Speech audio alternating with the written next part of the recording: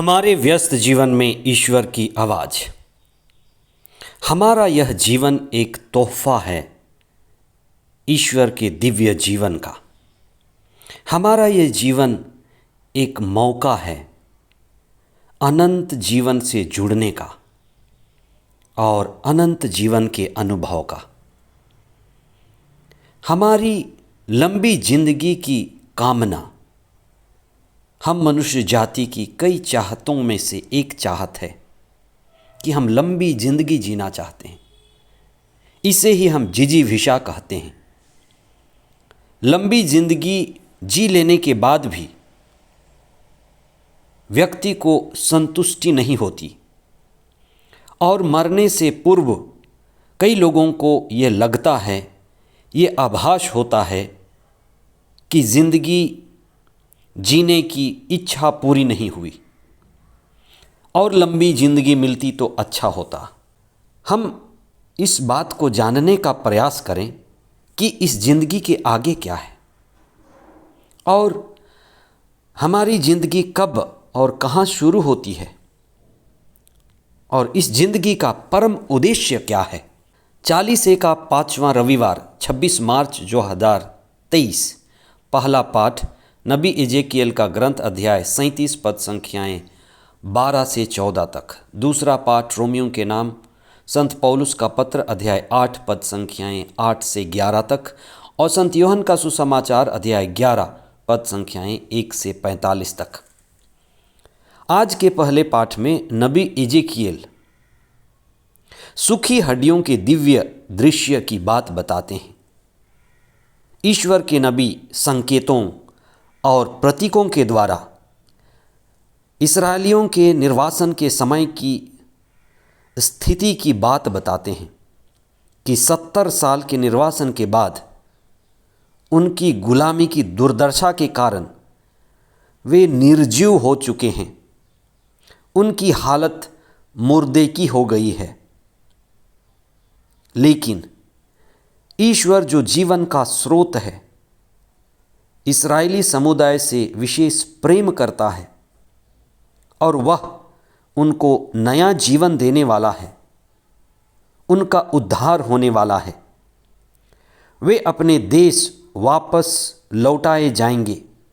इस घटना का यह संदेश है कि ईश्वर ही जीवन का स्रोत है। हम उसी के पास से आते हैं, वही हमें जीवन और अनंत जीवन देते हैं। दूसरे पाठ में संत पौलुस हमारे शरीर और आत्मा के जीवन की बात कहते हैं। शरीर और आत्मा दोनों के प्रवृत्ति भिन्न हैं। जो शरीर है उसी में मन है, वही प्रकृति में आता है। वह शरीर की इच्छा, वासना, तृष्णा, कामना से प्रभावित होता है और खींचा जाता है। शरीर और मन के आगे आत्मा का जीवन है। इस जीवन का उद्देश्य, आत्मा के जीवन का उद्देश्य अनंत जीवन का अनुभव करना और अनंत जीवन से जुड़ना है। ईश्वर से जुड़ना, अभिषिक्त होना और ईश्वर की संगति बनाए रखना और आत्मा पूर्ण जीना, यही हमारे जीवन का परम उद्देश्य है। आज का सुसमाचार बेथनी की 2 बहनें मार्था और मरियम और उनके भाई लाजरुस का वृतांत है। मृत लाजरुस का चौथे दिन जी उठना एक महानतम चिन्ह है, चमत्कार है और अनंत जीवन की ओर संकेत करता है।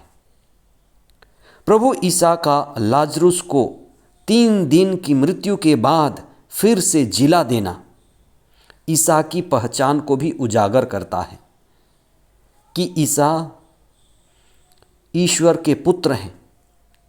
जिस तरह से ईश्वर जीवन का स्रोत है, उसी तरह से ईसा जीवन के स्रोत हैं, अनंत जीवन के लिए मार्ग हैं।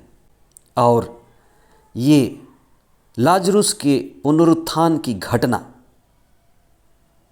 ईसा के पुनरुत्थान से भी जुड़ी है कि जो जीवन दे सकता है, वह जो जीवन का स्रोत है, लोगों के द्वारा कैसे उसको मारा जा सकता है? वो तो अनंत जीवन का स्रोत है। ईसा का लाजरुस को जिलाना अनंत जीवन देने की ओर संकेत है।